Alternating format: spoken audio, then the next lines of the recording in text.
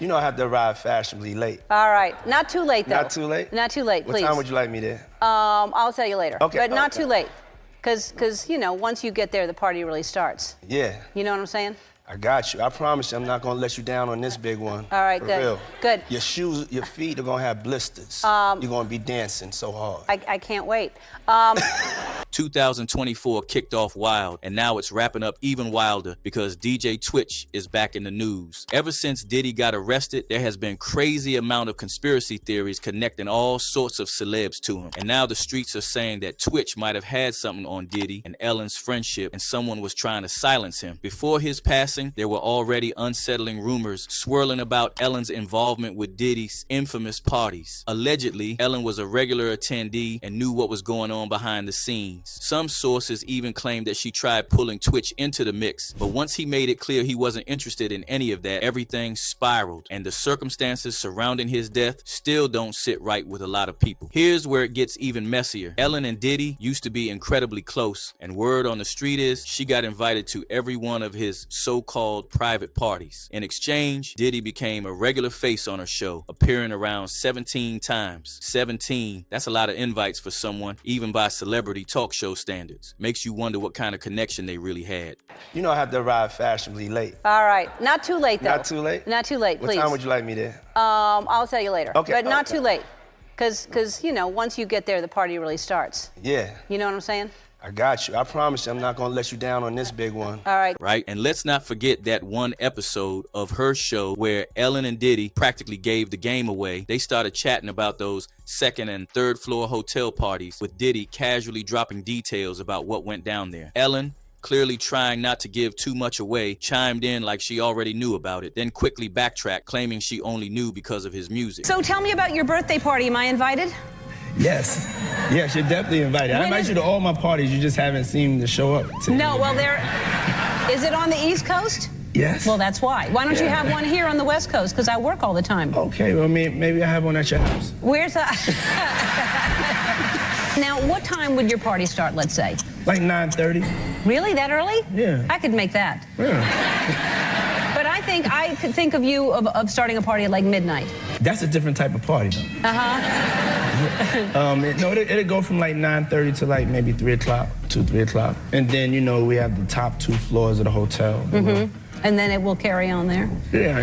Mm-hmm. Then no, I mean the after party. Mm-hmm. No, I know about them. Folks weren't about to let that one go unnoticed. They dove deep into Ellen's business, pulling up all sorts of stuff she's been up to. Ellen, were you surprised by the allegations about P. Diddy? Did that surprise you about P. Diddy?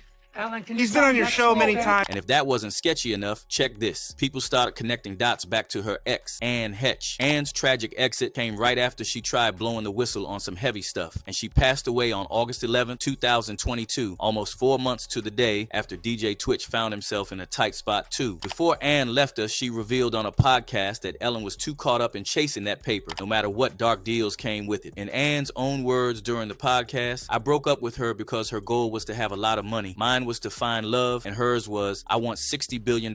Our forks are never going to meet. The further we stay on with this, the further we will be apart. She didn't stop there. She also called Ellen out saying, I mean, let's get back to some serious stuff. She was a B. During that same podcast, Anne claimed Ellen tried to have her locked up in a mental facility and worked overtime to get her blackballed after the breakup. Anne didn't hold back, saying, every single truth that I spoke, I was hit more, buried more, or despised more, and then had calculated visions and circulations of systems that spun me up and out of the system that would in any way challenge the fact that she was not telling her own truth but another's. She didn't mince words when she said, why do you think she tried to put me in an institution, folks? Fast forward just a few months after she called Ellen out and exposed her, Anne found herself in a tragic car accident. She was trapped in her car for a full 30 minutes while it burned before first responders could get to her. She suffered second-degree burns, smoke inhalation, and a broken sternum. The autopsy later confirmed that these injuries, along with the smoke she inhaled, were what caused caused her death. And while the hospital admission report showed substances in her system, it was noted that she hadn't been using at the time of the crash. But here's where things get even more unsettling. Just 4 months later, DJ Steven Twitch Boss, who had worked with Ellen on her show for years, also passed away. There are still so many questions around his sudden death that don't just add up. According to reports, Twitch checked into the Oak Tree Motel, which was just a short 15-minute walk from his house. When his wife Allison noticed he hadn't come home and wasn't answering her calls, she got worried and filed a police report. And while the police were trying to find him, the motel's supervisor hit up the feds, saying that Twitch's body was in one of their bathrooms. No note, no goodbye, nothing, or so they said. But hold up, TMZ went digging, and he actually did leave a note that talked about the challenges he faced in the past. And then Twitch's close friend Todrick Hall, who he used to open up to about everything, hinted that Twitch might have been dealing with serious stress behind the scenes. According to Todrick, Twitch had some issues with Ellen that were really weighing on him just days before his death.